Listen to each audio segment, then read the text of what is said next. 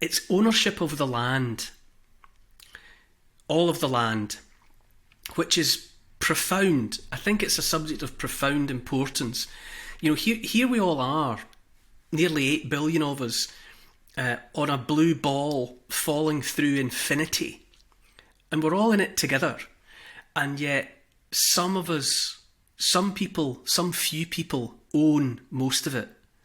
And the mass of us, if we're lucky, own about enough land to have a house and dry some clothes in the back garden.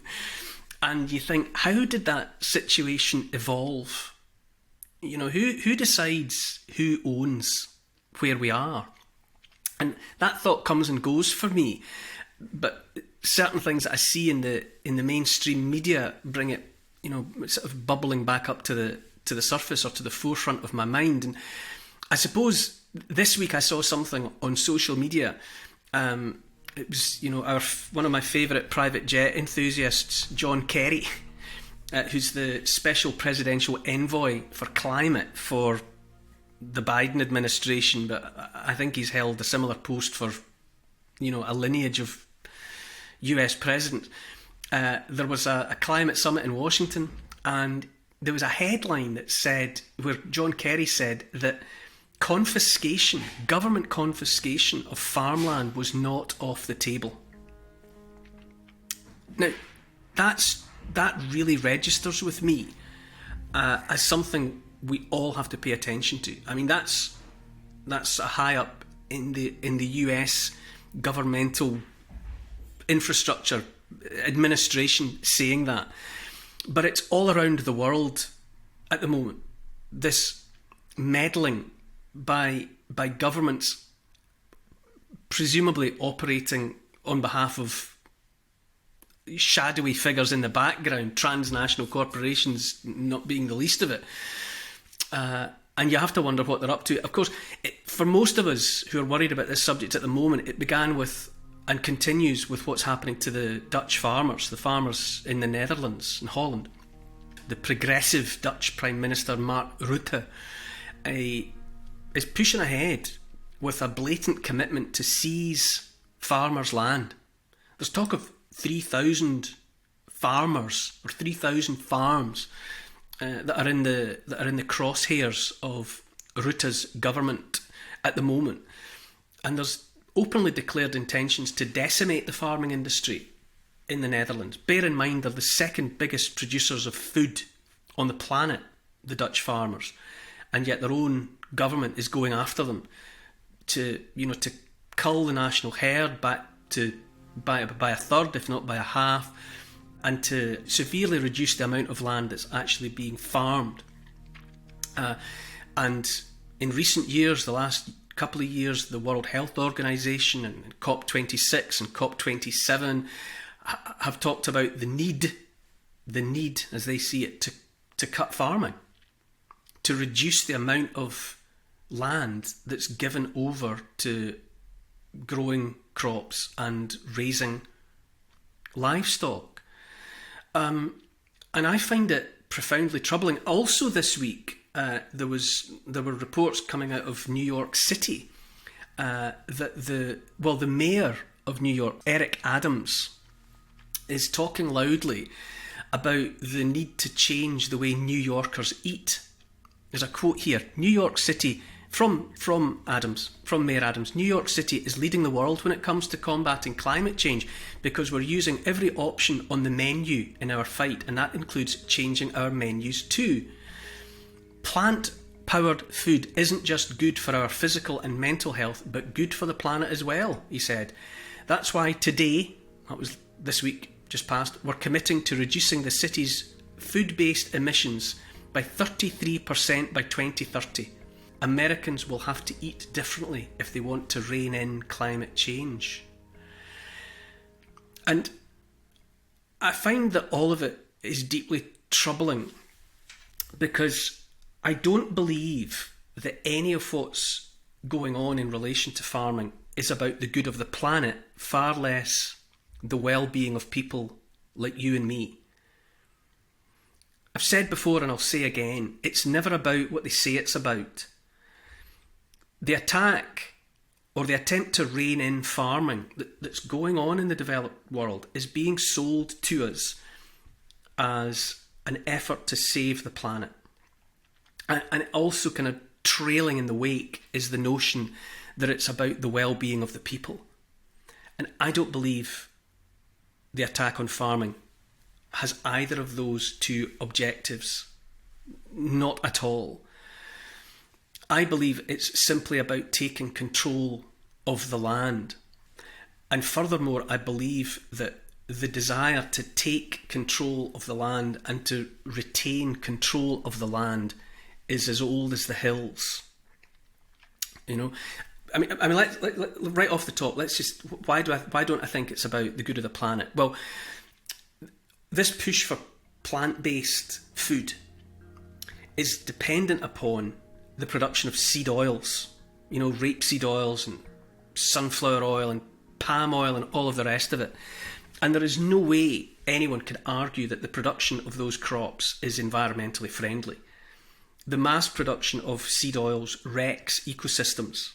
It involves deforestation, a massive impact on small animal life, you know, rodents, mice, rabbits, insects in the air, birds, all of it, you know, suffers from the impact that the production of seed oils has on ecosystems. Also, if you look into any of it, a diet based on products that are heavily about those processed oils, they're demonstrably bad for your health. The seed oils, the rapeseed oils, the sunflower oils and the rest, they're essentially industrial waste. For the longest time, the oils that were produced in that way were used as lubricants for tractor wheels. They were not for human consumption. It's someone's bright idea to make them fit, in inverted commas, for human consumption, because the oil that in its natural state is rancid. There's no way people could eat it, and it has to go through all sorts of processes to get it to the point where people can put it into their bodies. But you might as well call it a detergent. You know, if you're taking these oils into your body, they strip out the biome in your gut. They take away your body's ability to know when it's full. You know, so when you've eaten enough to satiate your appetite and to make you feel full up, you don't get those signals from a biome that's been stripped by these seed oils. It's all, you know, if you go and read about it, go and look into it, and, you know, write in the comments about what you think. But a diet that's based around these seed oils is not good. It's just not good for a human being. And I believe that the reality of plant-based diets for the masses, of the sort that the Mayor of New York is talking about, you know, it's not going to be about, no one's talking realistically about creating some kind of utopia, you know, going back to an Eden where people have access to limitless, affordable, fresh vegetables and fruit. I think you'd be closer to Soylent Green, to be honest. The reality, you know, for a city like New York with 8 or 10 million people, whatever it is, if they have to shift over the longer term to a plant-based diet, it will be mass-produced, heavily processed products. By definition, these things it'll be genetically modified crops. The products resultant from the various processes will be patented, which means that they will be owned by the usual billionaires and transnational corporations. So, you know, all of it has a profit motive. So I just don't buy at any level the notion that the move to a plant-based diet is good for the planet or good for people. That's what they say it's about, but it's never about what they say it's about. What it comes down to is control. It's always about control. From the beginning, land is power. Ultimately, land is about power. And if you control all of the land, then you've got ultimate power. And that's what's happening. People like, you know, Bill Gates buying up, you know, frightening proportions of the available farmland in North America. All of these notions about, you know, centralising food production, you know, so that a handful of agencies, transnational corporations own the land and control the production of the food. You know, if you control the land, you control the food production, and if you control the food production, you control the people. That's what it's all about. And you know, on this channel, we talk about looking back into history to see if there are any guiding lights. Well, if you look back a few hundred years ago, it was all about enclosure. It was all about enclosure of the land. That was the big push. The wealthy, the powerful, they looked out at these rural populations where land was held in common, you know, where everyone had access to the land for a bit of farming, to draw water, to collect wood, to hunt. You know, the people had all sorts of variations on access to the land. And the rich and the would-be richer and the would-be more powerful looked out at the people having free access to the land, and it annoyed them. And they decided that the world would be a better place for them if they could take control of the land. And so there were all these processes of enclosure, you know, where the people were driven off of and denied access to the common land, and the control of that land was centralised, you know, by a relative handful of people. Back before industrialisation, if you went out into the wider landscape of a country like England, or a country like Scotland, or the borders of Scotland, you might have had a family, or for an example, you know, a husband and wife raising a few kids, probably, you know, educating their kids to a certain extent. The husband and wife would have been involved in some sort of trade. You know, maybe they were weavers, something like that, but they were making a product that they could then trade in the marketplace. All of that was deliberately changed. You know, those intent on taking and seizing power, taking and seizing the land, they increasingly moved to take the people off of the land and to collect them into the suddenly growing cities. And in the cities, those people were put to work in the factories. And it separated people from their own familiar landscape. It took them away from the villages and where they had grown up and to which they had ancestral ties. And these deliberately rootless people were then collected into the cities and put to work in the factories, where instead of making a finished product that they had some sort of ownership of and control over, they just became cogs in the machinery of the factories. And that meant that they were now rootless and landless and dependent upon the factory owners and the landowners for everything, for their employment, for their food, for the education of their children. All of it had been taken out of their hands. And I find that now in the 21st century, we're seeing an evolution of the same intent. I find it nothing less than sinister. We're just seeing the next stage of the few taking control of the land for their enrichment and to ensure that they have control of more of the levers of power over the mass of the population. You know, we have to look back. We have to look. I'm not saying that. Obviously, the advances that were made with, you know, the agricultural revolution and industrialisation, they made the modern world possible. Of course, they did. But running through it is an extent to which the general population are just manipulated and controlled. And we can't continue to turn a blind eye to fewer and fewer incredibly rich and powerful people having more and more power over the billions of the population.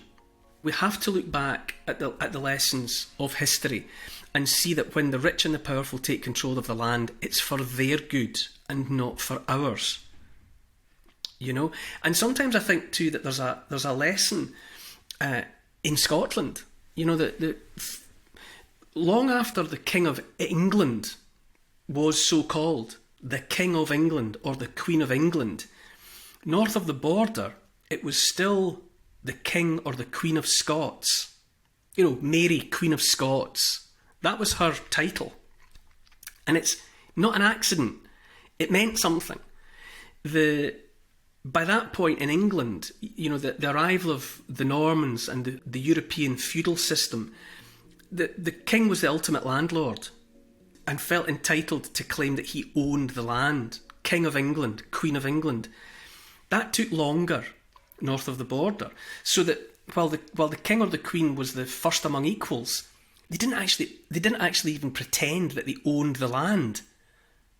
It was the king or the queen of Scots, the people, but not the owner of the land. And that mattered. That had a resonance that lasted for longer north of the border, long after it was gone south of the border. I just think we need to pay attention to what is going on here. Don't be sideswiped and misdirected by the notion that governments and transnational corporations seizing and holding control of land is for our benefit. It never is. Neither is it for the good of the planet. It never is. It's to the detriment of ecosystems. There's nothing green about any aspect of the green revolution. It's a greed revolution, which is always and only what these revolutions are for. They're sold to us, the people, as though it's in our interests and in the interests of the planet, and we are just being sidelined and misdirected. We've really got to pay attention. Ultimate control of the land means ultimate power, and that is what these characters are manoeuvring for at the moment. Don't take your eyes off them for a minute.